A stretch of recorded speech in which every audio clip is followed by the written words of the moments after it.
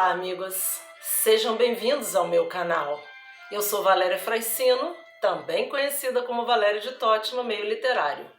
Eu sou psicóloga clínica e sou psicopedagoga, entre outras especializações. E hoje eu vou falar sobre um assunto delicado. Sempre os assuntos psicológicos e psiquiátricos e mentais são delicados. Mas hoje eu vou falar sobre crianças, que afinal de contas estamos no mês de outubro, que também é o mês das crianças. Então, o assunto que eu vou abordar hoje é sobre TOD, transtorno opositor desafiador.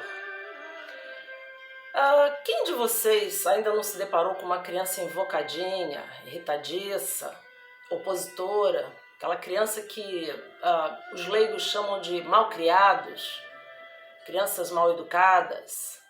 Pois é.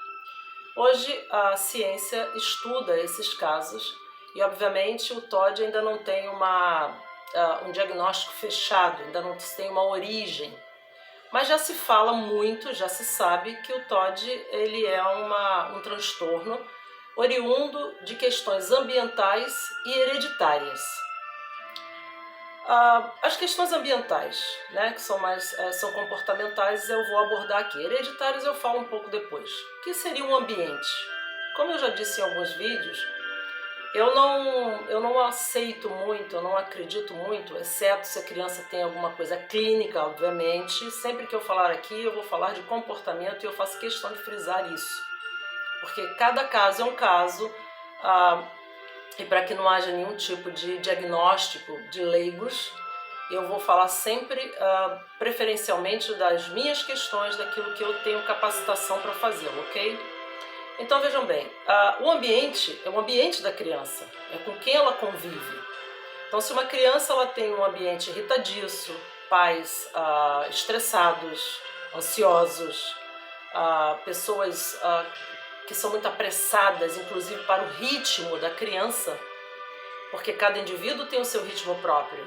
Então a criança vai sendo conduzida desde bebê, as questões, as prioridades desse ambiente, ela vai se tornando uma criança acelerada.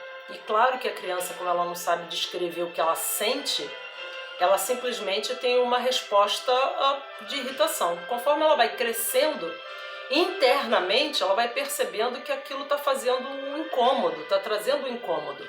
Só que aquilo vai potencializando e a criança não sabe falar. Então isso causa o quê? Um transtorno. E geralmente essas crianças elas começam a se opor, né? Se opor àquilo que está incomodando. Então vemos aí crianças que cerram os dentes, crianças que fecham os punhos. O TOD ele tem umas variantes. Ele vai numa suave, que ele pode acontecer, a criança pode se expressar mais no ambiente familiar, ela é um pouco tímida, então quando ela está dentro de casa, ela expressa isso melhor, ou às vezes só na escola. Isso é o moderado. E quando ela se sente mais livre, ela pode fazer.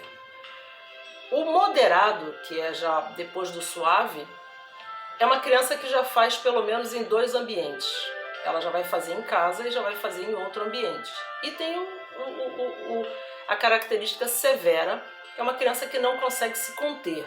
Então, onde quer que ela esteja, ela está desafiando, ela está opondo, ela é mal-humorada, ela é irritadiça. Se você toca nessa criança, a criança fica extremamente irritada, sensível.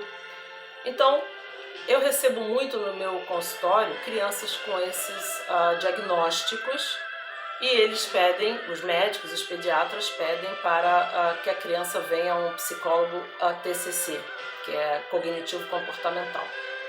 Mas hoje eu vou contar um caso para vocês, que depois do caso eu quero que vocês pensem sobre isso. Esse vídeo é muito importante, procurem ouvir até o final, porque eu vejo muita criança rotulada, e na verdade a criança ela está sendo oprimida sem que as pessoas à sua volta, os seus adultos, inclusive a escola manda muita criança para mim, no sentido de manda para psicólogo, e a mãe desesperada vem para mim. Quando a criança entra no meu consultório, eu vejo que aquilo não tem nada a ver com aquilo que está sendo dito. Ou seja, a criança ela é rotulada muitas vezes de uma forma muito ruim, pejorativa.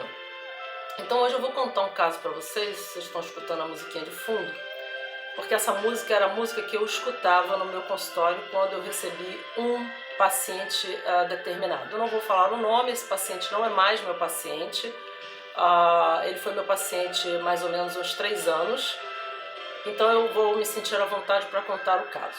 Uma mãe me ligou dizendo que o menino estava com transtornos, com agressividades na escola, que ele batia nas crianças, que ele xingava as professoras. A criança tinha 8 anos.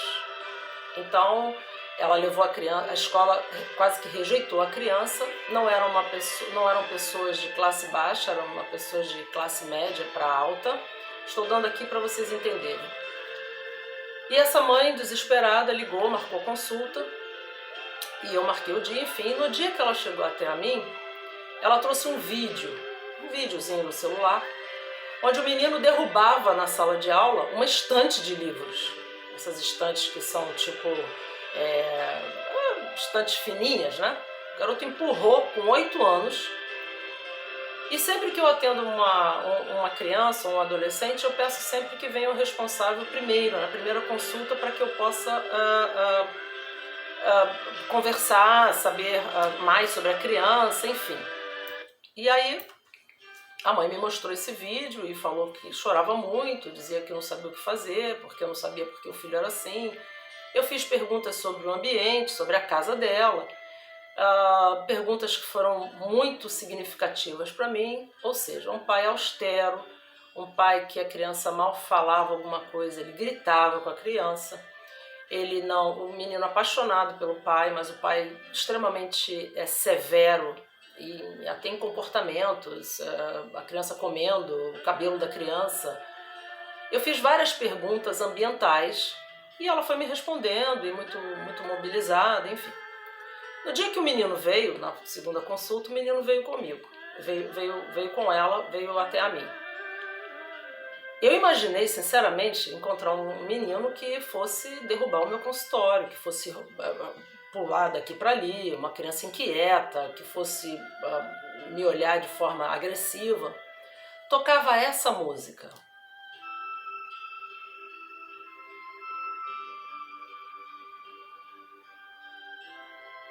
Ele sentou-se no sofá com a mãe e a primeira coisa que ele me disse: que música linda, quem toca essa música?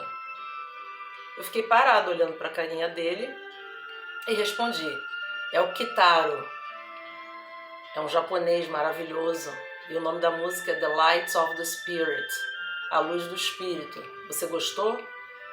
Maravilhosa, tia, essa música. E o menino ficou com um olhar assim encantado. Ali eu vi que não tinha oposição nenhuma, que o menino não tinha transtorno algum. E continuamos a consulta. Então eu perguntei para ele algumas coisas, ele inteligentemente me respondeu 8 anos. Inteligentemente me respondeu tudo o que eu perguntei. E quando eu mandei ele fazer uma técnica, que é uma técnica que eu uso sempre na primeira consulta para crianças, que é um desenho. O desenho ele fala muito do interior da criança, do lúdico da criança. Eu vou abaixar aqui um pouquinho. Os desenhos eles falam muito do interno da criança, dos sonhos, daquilo que a criança não sabe expressar com palavras.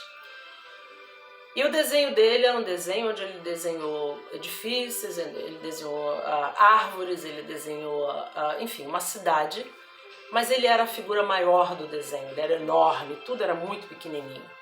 Se fosse um psicólogo que não tivesse, enfim, a percepção mais experiente, diria que ele estava trabalhando com alter ego, que realmente ele era um desafiador opositor. Como ele desenha dessa forma tão grande e tudo para ele é pequeno, é minúsculo, obviamente que se é uma pessoa, uma criança que não está sendo bem direcionada, ela vai se transformar sim num tirano, num opositor, num imperativo. Mas essa criança, eu observei de cara que ela tinha uma sensibilidade absurda, uma forma de tratar o mundo, de absorção do mundo e das coisas à sua volta, e ele não era compreendido aos 8 anos. Então, quando ele terminou o desenho, que eu perguntei a ele o que se tratava aquilo, ele me descreveu perfeitamente, de forma muito lúcida, e eu mostrei o desenho à mãe e falei, está vendo o tamanho que ele tem? Ela disse, não entendo muito isso, mas eu sei que ele é muito arrogante. Eu falei, seu filho não é arrogante, seu filho é um gênio. Seu filho precisa de lapidação, seu filho precisa de direção e de compreensão. Seu filho é genial. Ela ficou olhando para mim e muito bem. Na terceira consulta, ela voltou com ele e disse, olha, depois que nós saímos daqui, doutor, ele veio com umas ideias malucas e falando que seria presidente da República para salvar o mundo. Bom, para não me estender demais, esse menino foi meu paciente, como eu falei, esse tempo. Eu nunca tive problemas nenhum com esse menino. E ao longo das nossas sessões, ele deixou o consultório por volta dos seus 11 anos, mais ou menos. Ele se tornou um menino extremamente calmo, um menino compreensivo, porque eu consegui entrar no mundo dele e explicar para ele que os adultos são mais complicados do que parece. Então, o que eu quero contar com essa história? Como o TOD não é uma doença, não é uma síndrome que se pode dizer que é oriunda de alguma coisa hereditária, no sentido de psiquiatria, eu sugiro que as mães olhem os seus filhos, percebam a sensibilidade dos seus filhos, rastreiem de forma positiva essas crianças, não prestem atenção nos seus filhos. A criança, ela não sabe falar, então ela se projeta toda a agressividade dela daquilo que ela está recebendo. Tenham mais tempo para os seus filhos. Se é uma menina, uma mãe deve descer o pedestal e brincar de boneca, conversar, perceber as inteligências, responder às perguntas das crianças que estão se auto-elaborando. Se é um menino, esse pai tem que jogar bola, tem que deixar os videogames de lado, tem que tirar um pouco o tablet, tem que tirar os celulares, tem que ter uma brincadeira mais ao ar livre. A criança ela fica transtornada realmente quando ela se sente tolhida. Porque todos nós, quando estamos estruturando a nossa personalidade, nós precisamos de captar informações externas.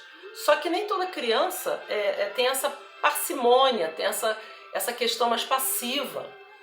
Eu chamo de gêniozinhos aqueles que são inteligentes, são questionadores, que têm resposta na ponta da língua. Mas essas crianças incomodam.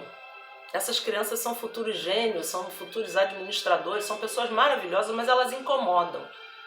Desde que mundo é mundo. As pessoas preferem crianças mais passionais. Você pega ali, bota ali, ele é tão bonzinho. Cuidado com os bonzinhos. Os bonzinhos, eles guardam dentro de si muita raiva. E que só vão se projetar mais para frente. E esses gêniozinhos indomáveis, aliás, tem um bom filme para os pais verem, Gênio Indomável, eles vão fazendo essa expressão, tentando se expressar desde cedo. Então, o transtorno opositor,